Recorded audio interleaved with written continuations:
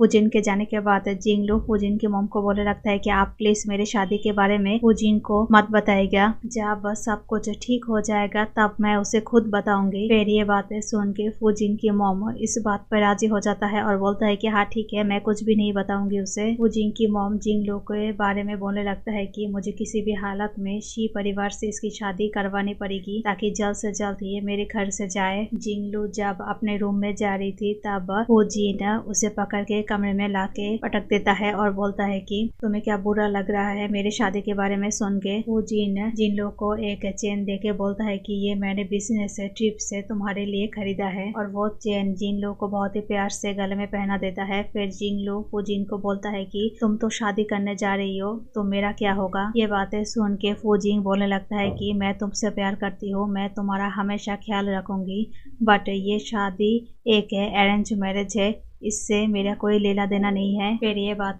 सुन के जिंगलू बोलने लगता है कि तुम किसी और से शादी करोगी और सीक्रेट गर्लफ्रेंड मुझे रखोगी, ऐसा तो नहीं चलेगा, मैं इसमें कुछ भी नहीं कर सकती, फैमिली ने मेरी शादी करवानी है तो मैं क्या करूँगी। जिंगलू बोलने लगता है कि मैं इसमें राजी नहीं हूँ, अगर तुम्हें शादी करना है तो मैं तुम्हारी सीक्रेट गर्लफ्रेंड नहीं बन सकती। ये बातें सुन के फूजिन वो टेडी बियर अपने हाथ में ले लेता है और बोलता है कि तुम इसका क्या करोगी, तुम चाह के भी मेरे से दूर नहीं जा पाओगी क्योंकि तुम मेरे कब्जे में हो, और भागने के बारे में और मुझे छोड़ने के बारे में कुछ सोचना भी मत। फिर ये बोल के उसके करीब जाने लगता है, बट यहाँ पे जिंगलू नहीं मानती और फूजिन को धक्का दे देती है। जिंगलू का ये बिहेवियर देख के फूजिन को बहुत ही ज्यादा गुस्सा आ जाता है, टेडी बियर को हाथ में लेके जोर से पकड़ने लगता है।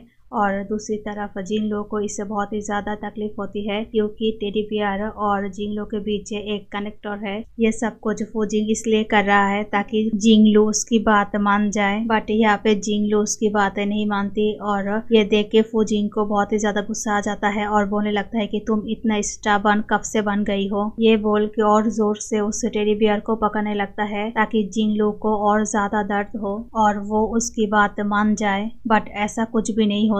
फिर जिंगलू को फूजिन बोलने लगता है कि मैं तुम्हें हमेशा प्रोटेक्ट करूंगी, किसी को भी तुम्हें बुली नहीं करने दूंगी, और ये बोल के उस टेडी बियर के साथ वहां से चला जाता है। जिंगलू मनी मन सोचती है कि जो गलती मैं 5 सालों से करती आ रही हूँ वो गलती फाइनली अब एंड होने वाली है। फिर जिंगलू की कुछ फ्लैशबैक दिखा जाता है जहाँ पे जिंगलू अपनी मॉम डैड की फोटो लेके उनको बोल रही है कि मॉम डैड आप मैं 1 और साल बड़ी हो गई हो। इसी बीच फूजिन आता है बिजनेस ट्रिप से और जिंगलू को बोलने लगता है कि ये लो तुम्हारा बर्थडे प्रेजेंट, मैं बिजनेस ट्रिप से ये तुम्हारे लिए लेके आई हूँ, और ये बोल के जिंगलू को किस कर देती है और यहाँ से ही इन दोनों की रिलेशन स्टार्ट होती है। नेक्स्ट डे जिंगलू एक हार्ट सर्जन के पास आता है और अपना रिपोर्ट दिखाता है और बोलने लगता है कि मुझे अपने हार्ट से ये चिप निकालना है। वो हार्ट सर्जन बोलने लगता है कि ये बहुत ही ज्यादा क्रिटिकल है, इसमें आपकी जान को भी खतरा हो सकता है क्योंकि ये मैंने फिट नहीं किया है, आप एक काम कीजिए जिसने इसको फिट किया है उसके पास आप चले जाइए।